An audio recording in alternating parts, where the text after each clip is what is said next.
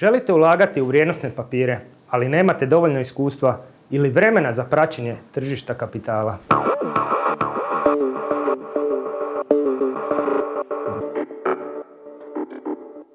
Za vas smo pripremili uslugu upravljanja portfeljem, čiji je cilj ostvarivanje prinosa koji će nadmašiti prinose klasičnih oblika štednje. Pratimo svjetske trendove i u korak s njima strukturirali smo naše strategije upravljanja. Ovisno o preferencijama možete odabrati jedan od dva ponuđena tipa portfelja, odnosno portfelj Hrvatska i portfelj Global, u okviru kojeg se ulaže primarno na tržišta Sjedinjenih Američkih Država i Europske unije, te u manjem dijelu i u domaće dionice.